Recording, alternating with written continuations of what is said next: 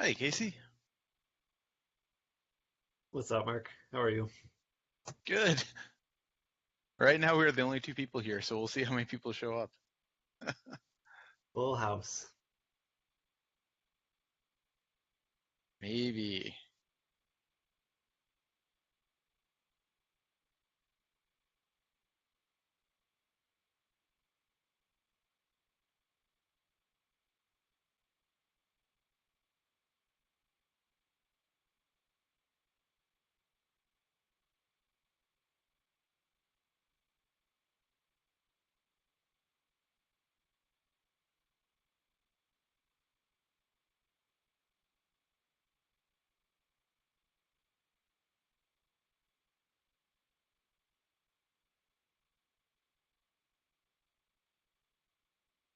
I think Sage is planning on coming, but let's see.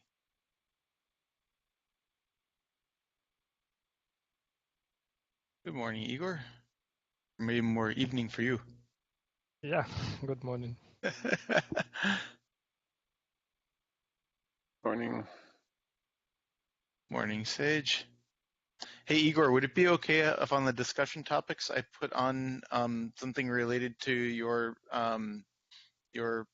PR for tiny appends to the DB only? Yeah, I have some slides to share. Oh, fantastic.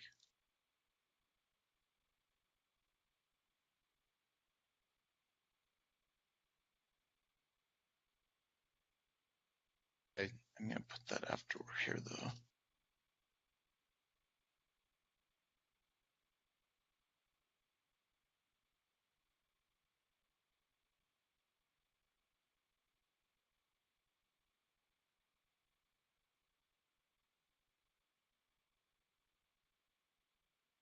All right, I tried to go through like the last month of pull requests since that's the last time I did this. I don't know if I got everything, but I tried to at least, All right. get the big stuff. All right. This first one, I believe, is resurrecting this old pull request from, or it's resurrecting the same idea, at least from this old pull request. Like it's a new implementation. Yeah, I haven't looked at this. I'm a little bit skeptical because the old one aims to maintain the ordering, and it was complicated. But I'll put it on the list to take another look at. Let's see. Radic has been working on the crypto stuff. Do you wanna summarize that actually? 123260. Hello. Yep. Uh, I was we got pretty interesting pull request from Piotr Dałek is for switching to the AVP high level layer of OpenSSL. At the moment, we are using low level AES implementation that doesn't use RSNI, for instance. However, I mean, it doesn't use the hardware acceleration. Yes, it doesn't. It Yeah. doesn't. I see. Okay. However, I'm a bit afraid about the relationship between setup costs and actual speed up, because we are the most prominent user of CephX. The most prominent user of our crypto abstraction is CephX. And we are going there with very, very small chunks, 32 or 48 bytes. And unfortunately, because of messengers restriction, we cannot cache the AVP context. It appears that its creation is pretty, I would say, it's pretty high, and moreover, it varies from OpenSSL version to even it can vary even together with the same across the same OpenSSL version because of the FIPS mode, the FIPS certification. Okay, let's come back to that in a minute because I think this is a bigger topic. Sure. Let's see. Okay, there's a tiny appends pull request from Igor. We're going to talk about that also in a few minutes. There's this new EC partial stripe reads. I don't think I've seen this one actually. It looks like Greg was reviewing it. Okay, that needs a closer look. Use object mapping doing snap rollback. Jason reviewed that. All right, so Radix pull requests were merged. The async recovery one was a whole discussion that moved to the list. Although I'm still confused about what the if there's a specific proposal on the table or can't tell. It's confused. Conversation's going all over the place. There's still that. Let's see. RGW changed, merged. The up tracker optimizations did not merge. Is that because you're putting together a smaller cleaned up pull request, Radek? Can't remember what the status No, is there. the pull request is ready and awaits my review. Awaits review. Okay. I just And maybe updated it with more data, more numbers that can be significant when comparing the ratio between code churn and speed up with the old version of the rework. all right. It was So pretty complicated because we merged one of the optimization separately. Together with that, the new rework gives around 7.2% of more IOPS on its okay. data. All right. Let's just make sure people are tagged for review on that through the test suite. Okay. Let's see. Zheng is working on MDS balancer stuff. There's that. Another op tracker pull request. Maybe this is the one that you were just talking about. There's Mark's pull request. There are two of them actually that allow you to put a cap on the OSD memory or manage the cache more smartly. And then Zhanping is working on one in Blue Store that does the shard completions in the op worker thread. That one I think needs another round of performance tests because in order to make it work, we have to set the shards per, or the threads per shard to 1 in order to prevent reordering. And I'm not sure if that's actually what we want in general or not. I can't remember. Do you remember, Mark? Is that the default? Because I think we had a defaulting to 2 or something in order to get Yeah, these. I was waiting to reply on that one until I went back and looked at whatever data I last did looking at this. But Yeah. from what I recall, I thought that maybe having more shards and fewer threads was generally better. I'll need to look. Yeah. Okay. That's a maybe. All right.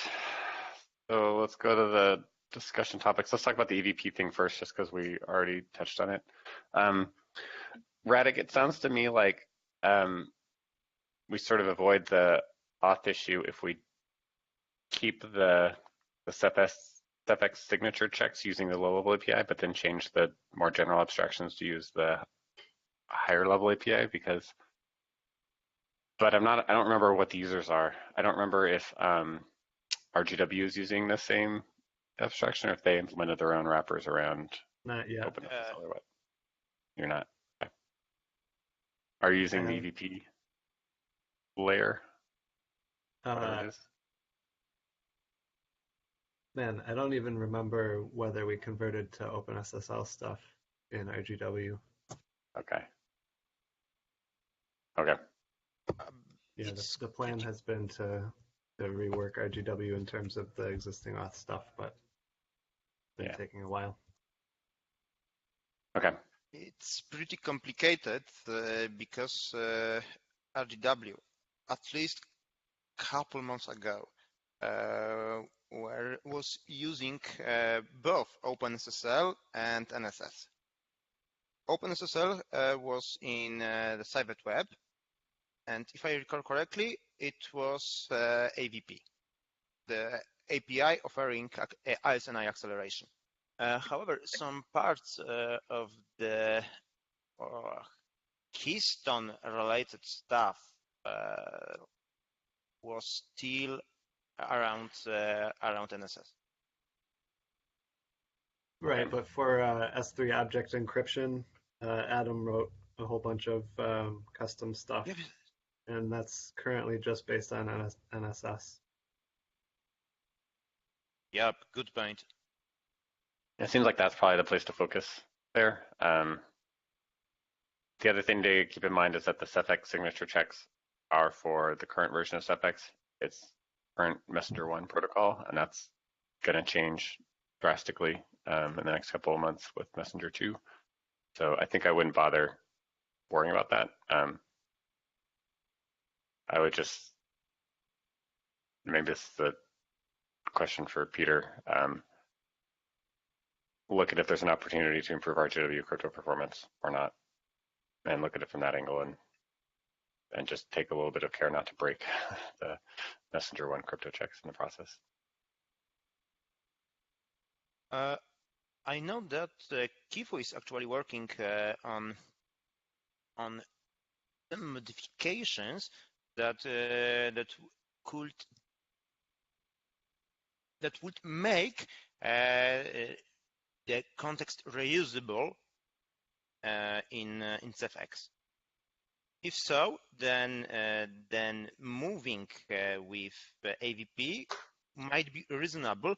At least we are not poking with FIPS enabled hosts. It's because on the main path, let me find a gist.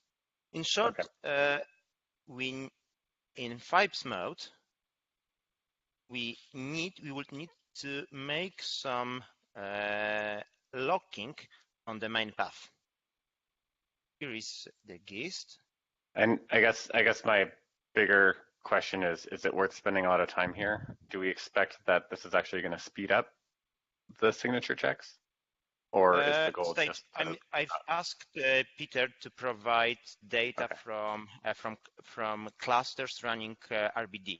At the moment, all we have is just a micro benchmark. I made some very preliminary tests using similar conditions to what we had in the case of the OpenSSL switch.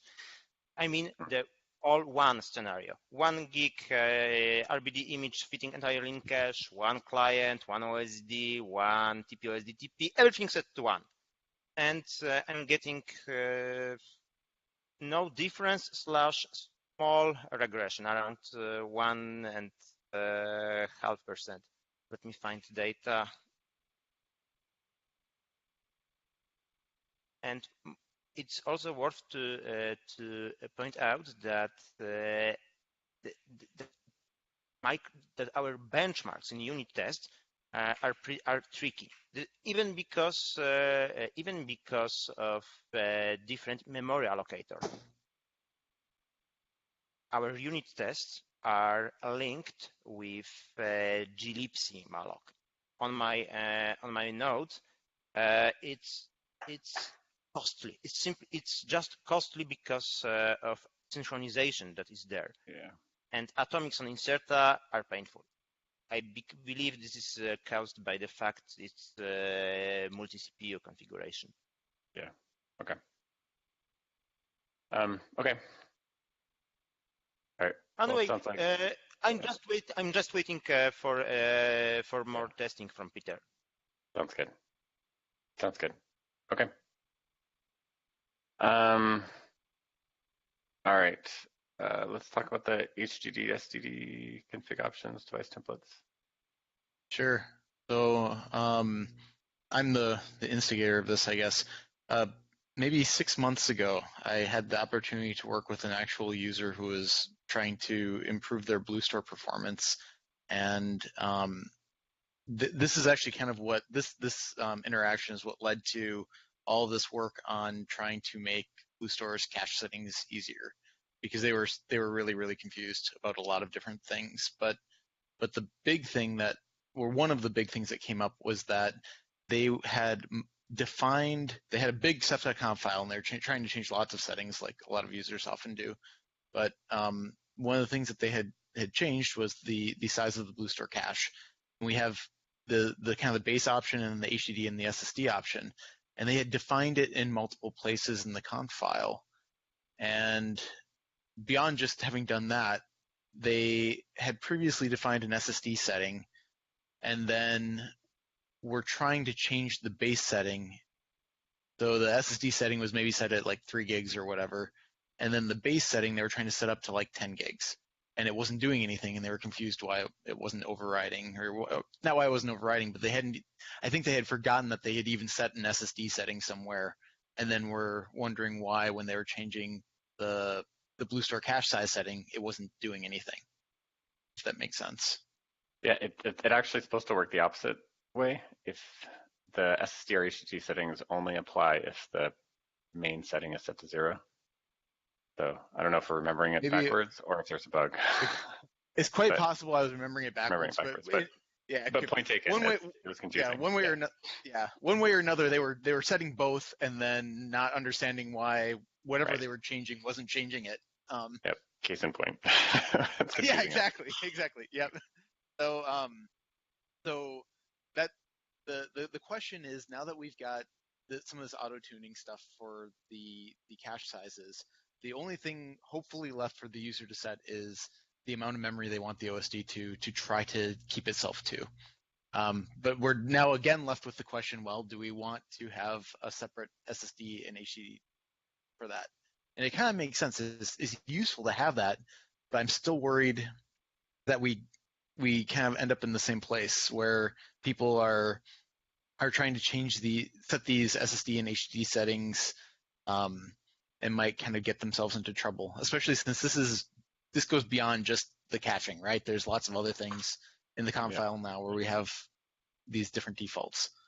I kind of wonder if making the hierarchy explicit, or having like templates or something where you define this grouping of settings for something, right, is going to be clearer for people when they're trying to set these.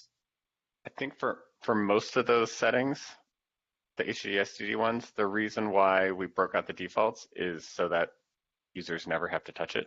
It will just do the right thing. For example, OSD thread count or whatever, like nobody should be worrying about that unless you're like a power user. Like nobody should be thinking about it. And so just having default, I think makes sense. I think this option is a little bit different because this is actually something that is by its nature not a sort of a magic hands-off option. People actually should set it. And the reason to have different defaults before was sort of this hack around the fact that older clusters, older hardware based on hard drives are more likely to have less memory, and new hardware with SSDs is more likely to have more memory. But it's like it's kind of a bogus thing anyway, and I don't know. So I'm not so sure about this template idea. I would prefer to not to sort of keep all these other options in the category of things that users shouldn't really touch unless they really are thinking about it. And the HDD SD thing is just a way to like make sure our default is sort of the right one, given what we know. But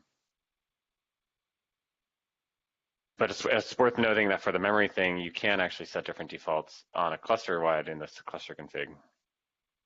So at least, but even then, like I'm not even sure that makes sense. It feels like I think what actually is going to happen is that people are going to have a bunch of old nodes that are in like old chassis, old servers from their early days of their cluster that have less memory, and they're going to deploy new nodes that are newer and faster and better that have more memory, and they're going to want to apply the settings to those.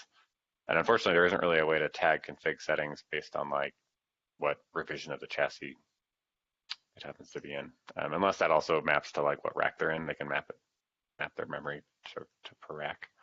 But it feels like that's kind of an orthogonal problem.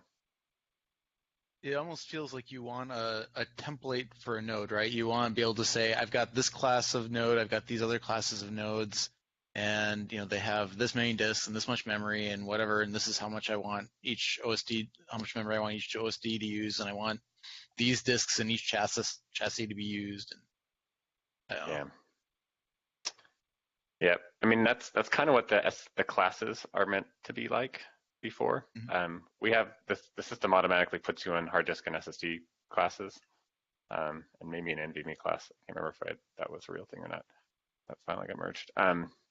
So you can make a class of OSD that's Gen 2 or Gen 3 or whatever you want to call it. Yeah. That way. So I think we kind of have the tools there. I guess long story short, I think you're right. We shouldn't bother with the HDSD for that option. Okay. But I would spell out memory because we spelled it out for the MDS cache memory target or whatever it was called. Oh, sure. OSD memory target. Yep. Sure. Okay. There was one other mem option that was like BlueStar SPDK mem, but I think it's better to spell it out. Okay. Yeah, not a problem. I can do that. Okay. Any other thoughts on that topic? Yeah, some other things that we can talk about with the stuff I'm working on, but let's do Igor's stuff first. Yep. All right. Igor, Yeah. take it away.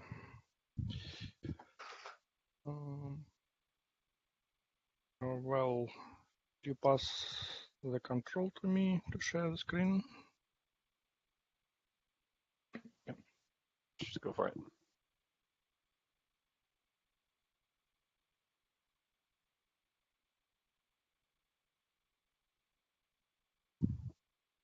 Okay, can you see my slides? Yep. Okay. So from time to time, one can see some complaints about ineffective way in terms of space, which is BlueStore apply for keeping small objects. Indeed, if we have 64K granularity for rotational drives and we have just 1K object, we waste 63K of space, and hence is the idea to override this behavior by keeping small extents or small parts of the object directly in KV rather than put them to the disk. I made a pull request implementing this functionality, and currently I'd like to share some performance results with this pull request, which are pretty interesting.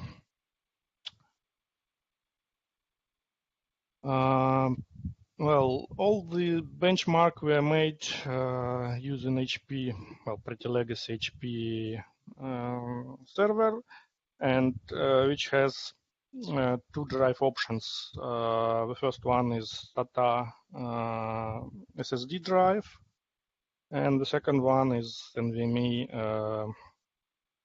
drive. Actually, I put both KV and block device to these drives to be able to compare apples to apples. So, well, and actually the test cases are pretty straightforward. I use Object Store FIO plugin with 8 jobs, 1 megabyte object per job. And at first stage, it performs writing to these files using 1K block sizes, hence creating 8 million files with 1K size. And the second stage is to read from these files. And I performed that 3 times since I observed some RocksDB compaction process still running at the first read attempt. And each time I run the test, the process is restarted, so it's a fresh Blue Store instance.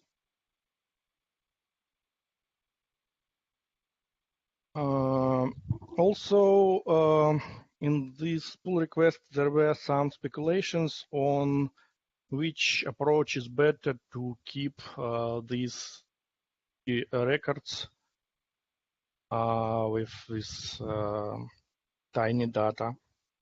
Originally, I used the O prefix, which is the same as onode one, that makes all the records to be kept in the same namespace. So this probably improves the performance, but it might make it harder to cache them, and it makes caching less effective probably. And another suggestion is to create another namespace and put such records there.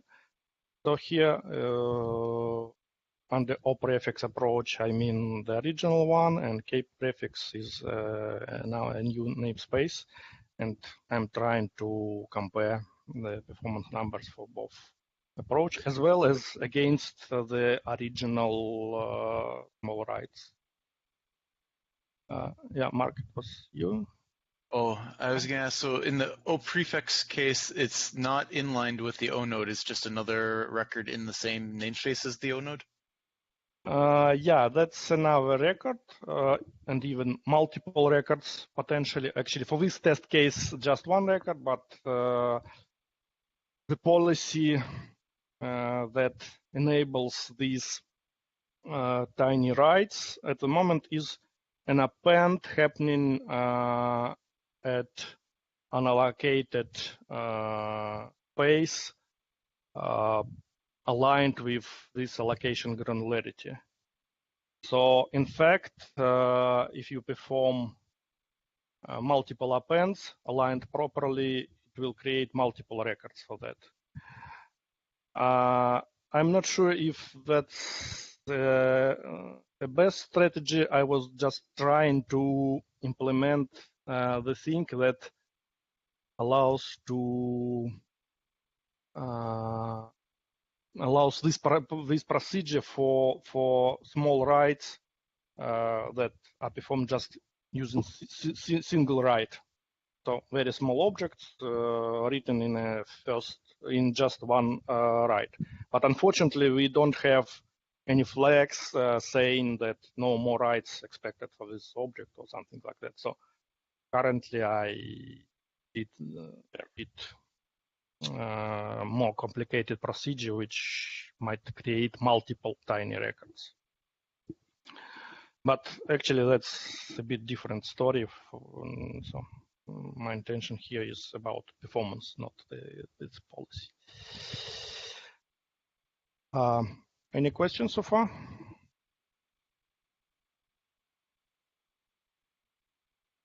Go ahead. Okay. So the first and the mostly completed test case is writing 1K blocks. So first 3 rows are about this SATA drive, which is pretty slow, but the difference in IOPS is pretty significant here. So you can see that for writing, we have 2,500 IOPS for original approach, which is writing to the new store, and hence no deferred writing procedure here. While the new writes have about 7,500 IOPS, and actually the numbers pretty comparable for both K and O prefixes. This column. Then the first read attempt showed that read performance is different and faster for new approach as well, while the second and third reads are even better for new approach, while it's stable for original one. Actually, I observed the RocksDB compaction performed at the first read, which probably caused this different performance difference and slowdown for first reads for this new approach. But actually, stable numbers once compaction is completed according to this second column. It might just be the caching behavior too, because when BlueStore is reading, it's not buffering. No. I restarted the process between reads. So okay. Well, even so, if you have the block cache in RocksDB, it's probably loading chunks of the SST files that cover multiple objects, and so you're probably getting hits on that. Not sure about that. I'd suggest that rather compaction, because what things that I also monitored were DB space usage during each reads. And for second and the third read, it's pretty stable, both the current size and maximum size, which created for DB volume.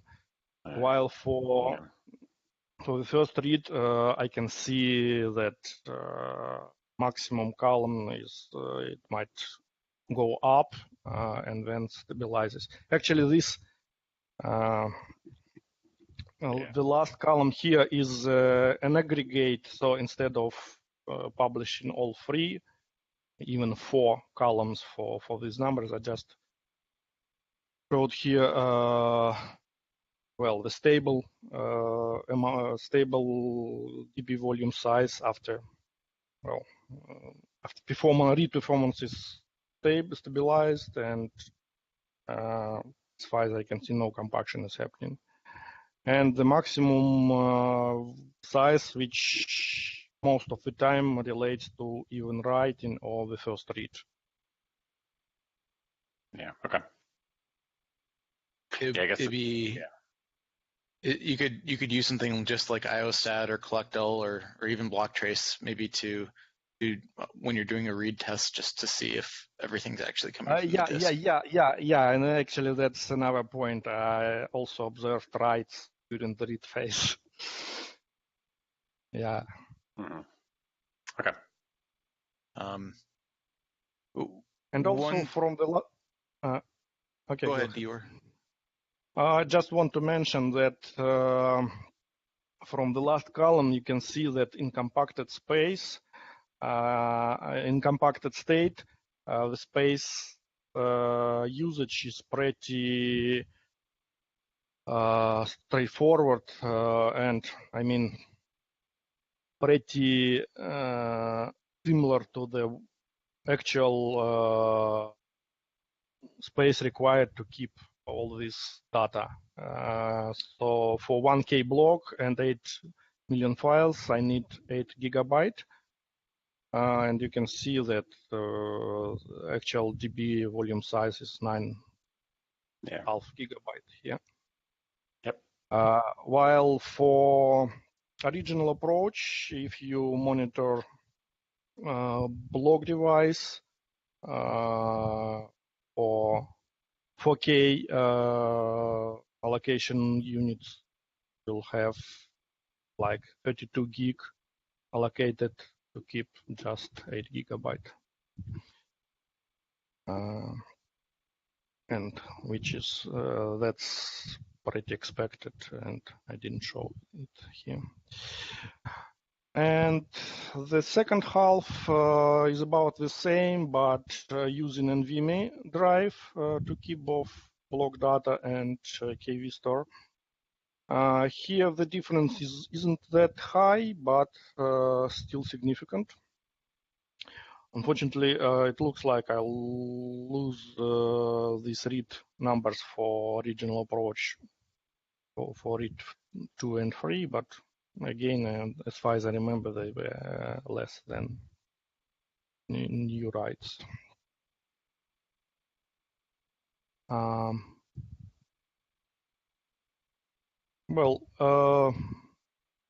Also, I did some smoke testing for different block sizes, which is 2K and 3K. And for 2K blocks, you can see that write performance between original and new approach are comparable, while reading is still faster. And pretty the same for 3K blocks.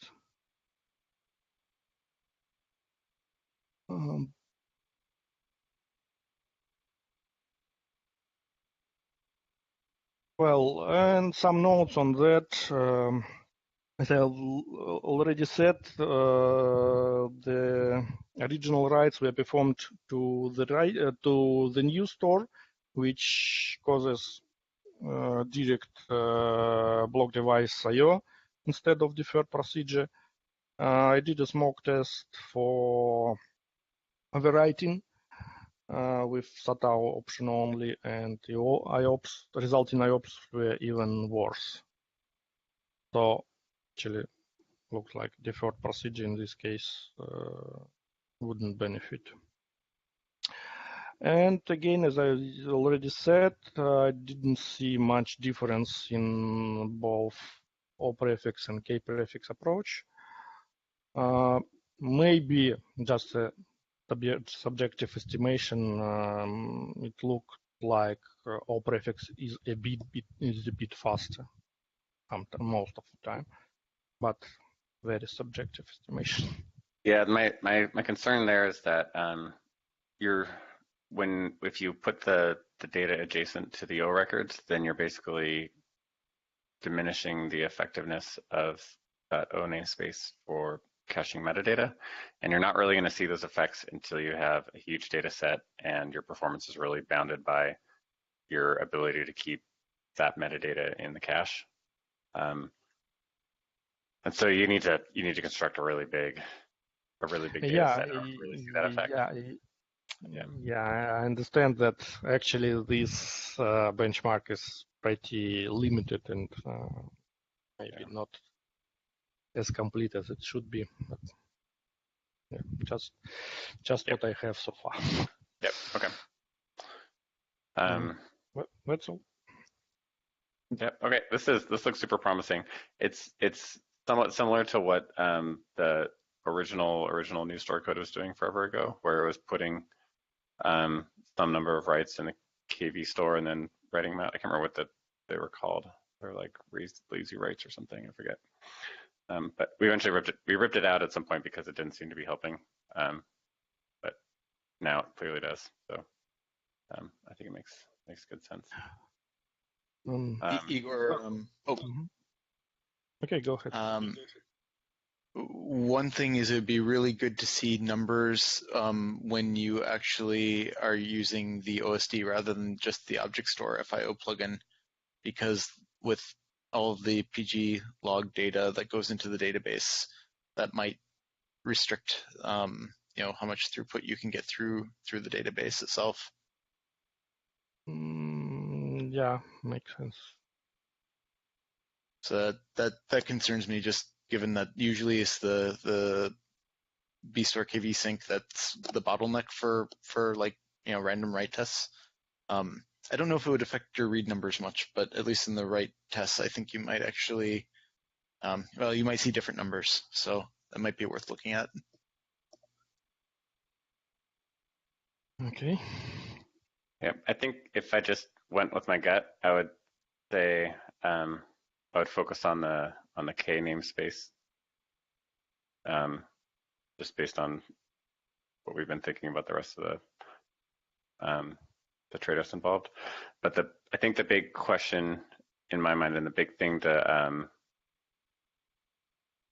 sort of eliminate as a concern or whatever is the point that Greg brought up in the chat, which is that if we're putting more data in the SST for these small writes, then RocksDB is going to have a higher compaction load, and that's been significant. So my sense is that we need to do kind of a worst case scenario test where a lot of data going into these tiny writes, maybe all of it, and the OSD is basically filled with it, and see what sort of the steady state performance is with that behavior and having all this like RocksDB compaction of all these writes going on in the background. Yeah, I think that means sense. like filling up a device to like 80% with these 1K objects and doing like a uniform random workload over them and seeing what the IOPS are then when you have sort of sustained compaction going, and compare that to sort of the same situation where you might not actually be able to fill it with as much data because the min-alloc size of, I think, is it 16K now? What is our min-alloc size for SSDs? Mark, do you remember? 16K. I think we're we're still 16K. So actually, we'll only be able to fill it with 1/16 as much data. But maybe you only have to fill it. Maybe you fill it with the same number of objects, or you still fill it to 80% because users could potentially do that. But either way, try to figure out how to do it. Have some reasoning or some data about like what that heavy compaction impact would be on this. Because that 8 gigabytes is kind of a small data set for a big. Unfortunately, FIO doesn't handle tons of files properly, so it takes pretty long time to load just 8 million objects.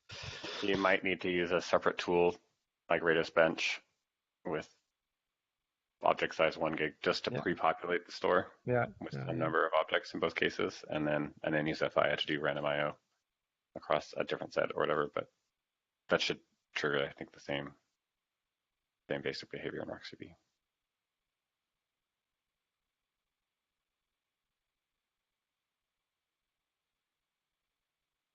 That's pretty promising now. It's exciting. Like 3x for slower SSDs and like 50% for faster SSDs is nothing to sneeze at. It'd be interesting to run the wall clock profiler while you do that to see where real time is being spent. Yeah, maybe. I'd be interesting for Mark. Yes, sorry. He's always interested in the wall clock profile results. Yeah. Perf too, if you want to. The wall clock profiler that usually, I feel like, reveals the secrets of what's going on. Yeah.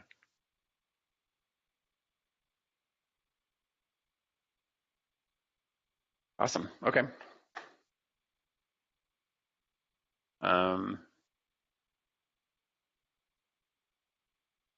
Anything else to cover there?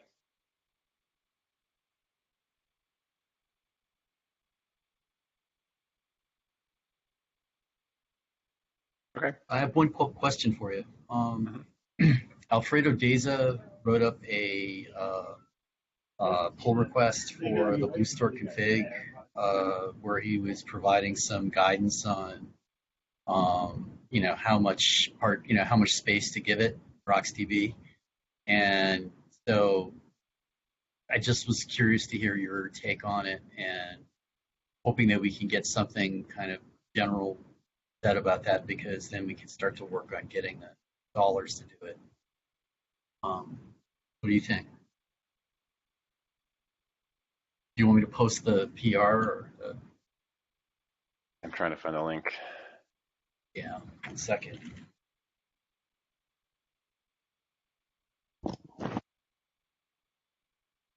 That's a question for Igor, right?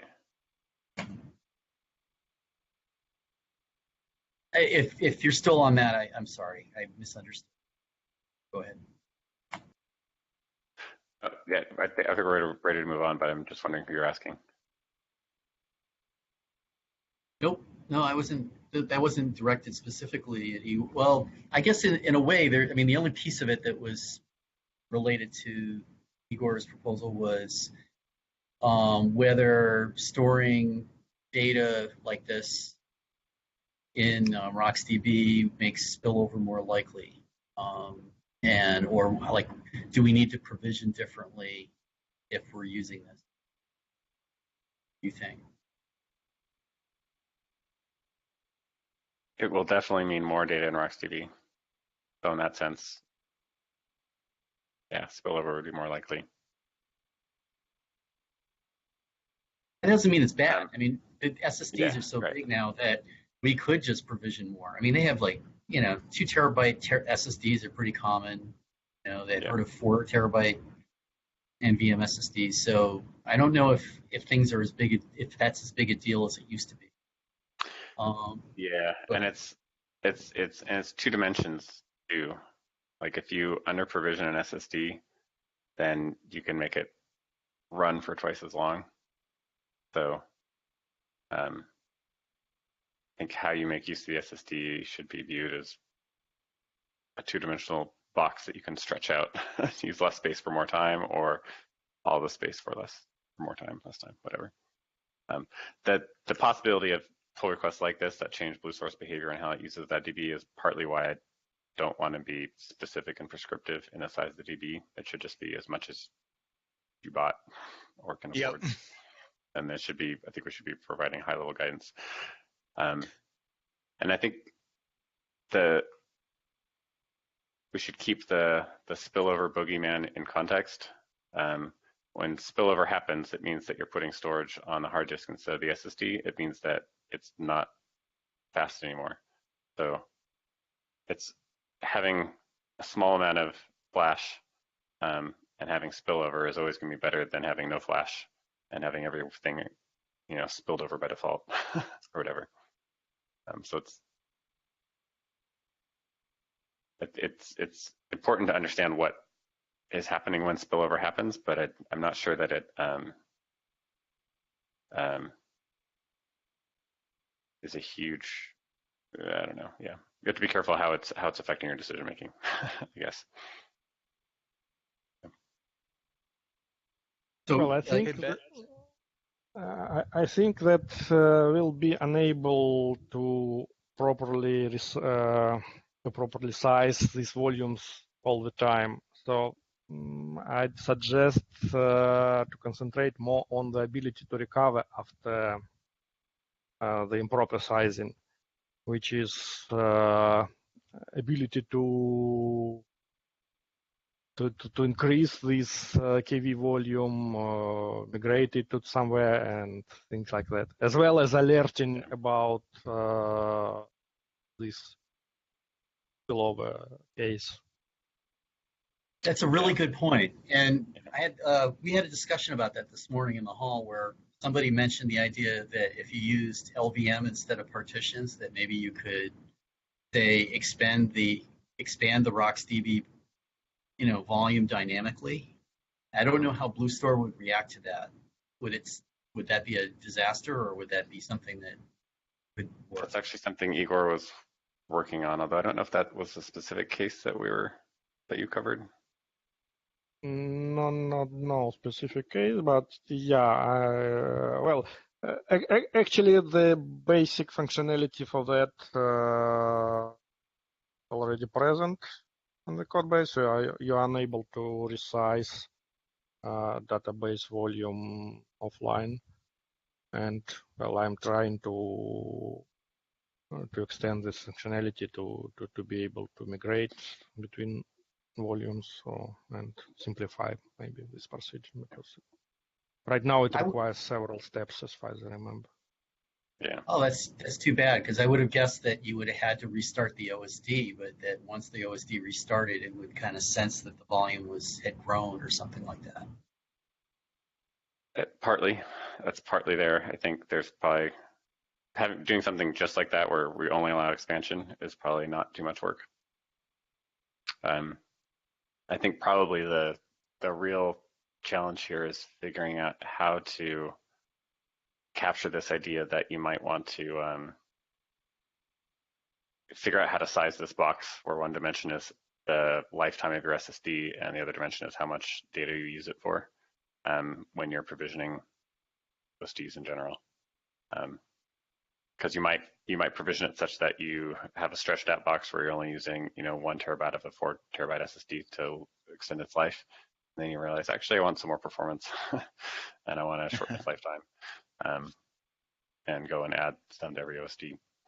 Right now the stuff volume batch thing just carving it up into n pieces.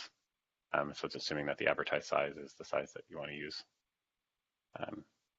which is fine as a first starting point. But yeah, again, it's like how sophisticated do we want to make it? Ben, I don't know how much it ties into the PR that you linked, but I don't know. I thought I had maybe sent this to a couple of folks before, but in the chat there's a link to a document that it's very much just a small set of all possibilities of what people could do, but this is 4K writes to RBD, 4K Rados objects, I think. Well, a couple different object sizes, I guess I tested. But it shows metadata, basically usage and amplification and all that garbage for these different workloads. That might be useful in your sizing discussion.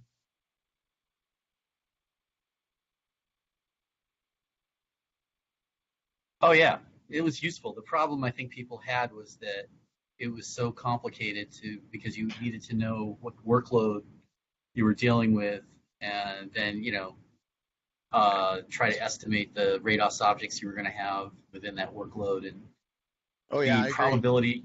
probability of getting it right the first time was pretty low. So the fallback position was let's just allocate some percentage of the total HDD space as RocksDB partition space, and that's a formula that Well, we can be very generous with and try to just make it less likely that spillover occurs, even if we waste a little space in some cases.